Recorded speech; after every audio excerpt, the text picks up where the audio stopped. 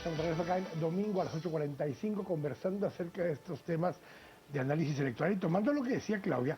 En principio, el voto fue alineado tanto para la UNE como para Líder. El problema que tuvo Líder es que en los municipios más urbanos o más urbanizados, que no son solo Ciudad Capital y Quetzaltenango y así, hay municipios como Nevaj, por ejemplo como Joyabaj, municipios como en Mazatenango, Coatepeque, Coatepeque sí son urbanos altos. Y aquí me refiero a municipios que aparentemente son más rurales, en departamentos como Quiché, o que tienen un área muy urbanizada.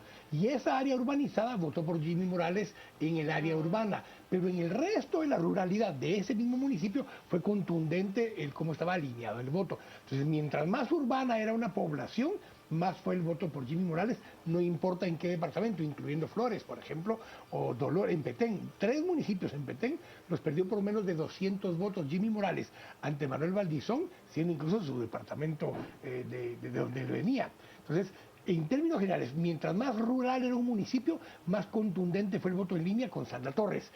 El municipio intermedio entre rural y urbano fue para Manuel Valdizón, y conforme era más urbano el municipio, el voto fue para Jimmy Morales, pero votaban para Jimmy Morales presidente, pero votaban por alguien más, para alcalde, patriota o incluso por Líder. Hay municipios donde votaron por Líder para alcalde, y el ejemplo es Villanueva. En Villanueva ganó la alcaldía Edwin Escobar con 28%, pero ganó la presidencia abrumadoramente Jimmy Morales, y un segundo lugar muy contundente Alejandro Yamatei. Y Manuel Valdizón quedó quinto o sexto en el municipio. Mire, entonces, ahí fue donde perdió el voto en línea. Mucho que discutir, por ejemplo, sobre quiénes sobreviven después de esta segunda vuelta electoral. ¿Y saben quiénes sobreviven en el elenco de dirigentes políticos guatemaltecos que aspirarían a una siguiente elección? Me pregunto si Alejandro Yamatei, 3 elecciones después, aunque esta vez tuvo un buen rendimiento, ¿se animará a luchar por una nueva candidatura presidencial? Sí se animará, piensa aquí. Me pregunto, donde le alcancen. Manuel Valdizón. Manuel Valdizón y Alejandro Sinibaldi.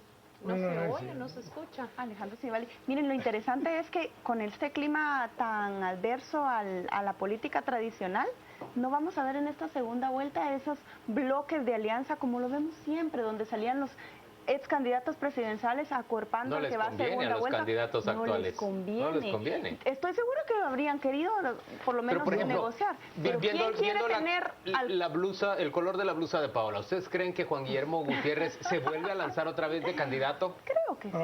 Probablemente. O por lo menos de vice, llevando a alguien más como candidato. Dick Morris seguramente vuelve a asesorar una campaña. Pero a Dick Morris yo no le vuelvo a creer nada. No, Dick Morris. El encuestador.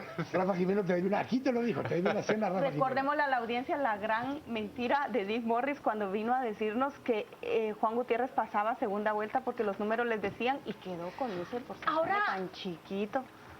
Sí y no. Les voy a decir, ¿Dónde está el no? ¿Dónde está el sí? Porque Dick Morris es la primera persona que dice el 27 de agosto ha provocado un cambio rotundo en todas las encuestas. Sí, eso es cierto. Todas las encuestas antes les midieron un primer, segundo y tercer lugar que aparentemente estaba cantado y no iba a cambiarse. El 27 de agosto significó un parteaguas y hay un cambio radical en lo que sucede de esa semana que sale para el 6 de septiembre. De la segunda vuelta. En eso tenía razón. En eso tenía razón. En eso tenía y pero de Juan Guillermo.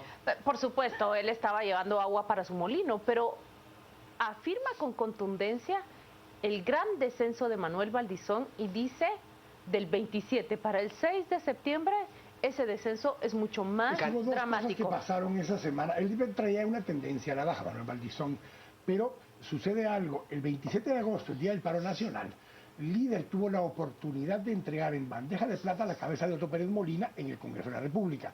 Decide llegar suficientes diputados para que el patriota fuera el que entregara la cabeza. No sucedió. Sigue la presión y el 1 de septiembre, día del cadete, por cierto, se vuelve a presentar la solicitud de antejuicio, pero ahora la nueva, la que llevó la CICIG con el MP. Y ese día nuevamente se vuelve a equivocar Líder, llevando solo los votos suficientes para que fuera el patriota el que entregara a Otto Pérez Molina. El patriota lo entrega, pero entonces Líder se desgasta en esos últimos 10, 15 días de una manera impresionante, que ese día, 1 de septiembre, fue cuando yo dije, no le alcanza ni para llegar a segunda vuelta a Líder, porque va a caer entre 19 y 20%. El análisis profético de Quique tiene una coincidencia con un dato que me daba alguien de la organización esta semana. Me lo decía no, por eso no lo identifico.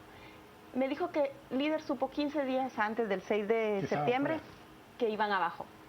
Y que en esa agonía fue cuando se reúnen con esos alcaldes, del cual se filtra el audio, y en la intención de levantar, tratan de subir los ánimos de los alcaldes, un poco amedrentándolos, pero el Líder tenía claro el panorama. Pero te das cuenta que esa filtración, Paola, también esa filtración afecta dramáticamente. ¿Te das cuenta que esa filtración refleja que ya estaban resquebrajados adentro, que ya no había confianza en el Líder? Pero nunca se dieron cuenta dónde era el problema. Y el problema fue en los municipios urbanos donde le habían apostado. El departamento de Guatemala le apostaron a Milka Rivera, a Edwin Escobar, a Tono Coro, le apostaron al alcalde de Matitlán, le apostaron al alcalde de Villacanal, y que al alcalde de Fraijanes. Valdizón todavía se atreve a decir que Amílcar Rivera va a ganar, va a arrasar en Misco y queda en tercer lugar.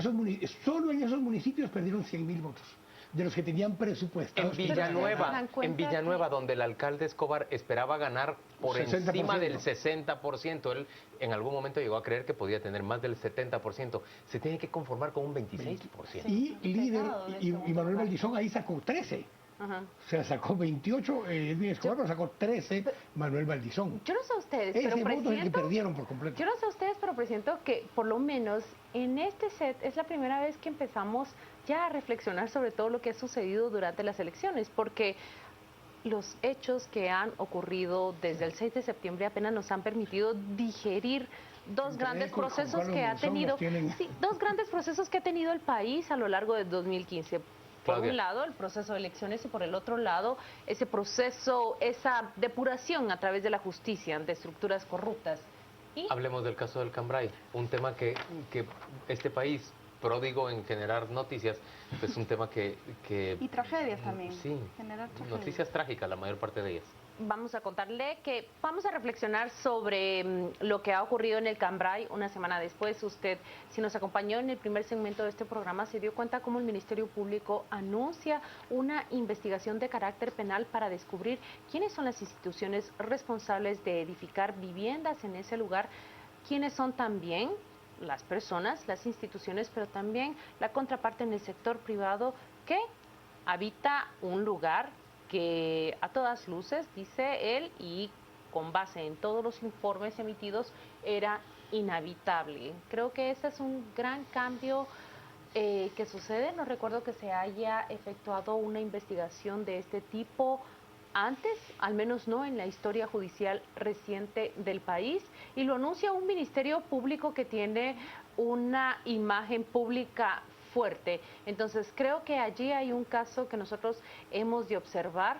Se está saliendo el Ministerio Público de esa zona en donde va acompañado de CICIG y esos casos que acompaña contra la corrupción, contra estructuras criminales, y se está enfocando hacia una necesidad, hacia una tragedia para hallar a los responsables. Creo que merece nuestros comentarios esa noticia. El jueves nos decía el arquitecto José Gándara, a Quique y a mí, él es experto en gestión de riesgos, el día que se vaya un alcalde preso por no haber tomado las medidas necesarias en un lugar de alta vulnerabilidad como este, se va a sentar un precedente para que no sigan ocurriendo. ¿Cuán importante es pedir justicia para el Cambray? ¿Cuán importante es señalar qué entidades y empresas de las diferentes épocas donde el Cambray se fue poblando? Yo no hablo solamente en Tono Coro, que es en el que pensamos inmediatamente, sino de sus antecesores. Pero es que el Cambray se empezó a poblar desde hace más de 4 décadas y a lo largo de las últimas 2 décadas, pero a lo largo de las últimas 2 décadas el Cambray ha tenido las grandes modificaciones. Señalar, identificar responsabilidades. Completamente de acuerdo, y abrir pero que hay procesos. una cosa también donde hubo un cambio en una dinámica de otras instituciones. La PDH, por ejemplo. La PDH en este caso se ha puesto del lado este, de donde se ha puesto el MP también, a exigir esto y a incluso a que se presione a los alcaldes para que si es necesario quitar servicios a quienes están poblando en áreas de riesgo se haga. Sin embargo, los últimos 20 años hacia atrás, la PDH lo que ha hecho es proteger a esos vecinos que están en estas áreas cuando las municipalidades de todo el país, porque esto ha pasado en varios lugares, llegan a tratar de mover a la población usando mecanismos como cortar servicio de agua, cortar servicios de electricidad. Solo decir que más por defensa de propiedad privada que por razones de seguridad de los vecinos. De alto riesgo. Han llegado casos donde hubo deslizamientos y después de Mitch, después de Stan, hubo deslizamientos en muchas partes del país y se trató de sacar a la gente de esos lugares de alto riesgo y se cortaban servicios. Y cuando se hizo, la PDH exigía que se debiera no solo mantener, sino mejorar incluso los servicios en el lugar. Por eso has visto la evolución de los No asentamientos. solo municipalidades, también todas esas empresas responsables recuerdan cuántos taludes se han caído en las carreteras de empresas constructoras que han erigido esto cuando es contrario completamente a la naturaleza de esos lugares. El punto que iba hablando, Paola, y yo estoy de acuerdo, hay que poder, cuando se hace una notificación de que el área es inhabitable y la municipalidad tiene esa notificación, el que tiene que ordenar el territorio es el municipio, no le corresponde a nadie más y tiene que poder forzarlo, pero a veces forzarlo es pelearse con una población que es un votante, Claro. con una población Que no tiene dónde ir a vivir. que no tiene una alternativa Que es su y que clientela. la municipalidad no tiene capacidad de ofrecerle una alternativa real. Que es se queda su en un clientela. vacío, claro.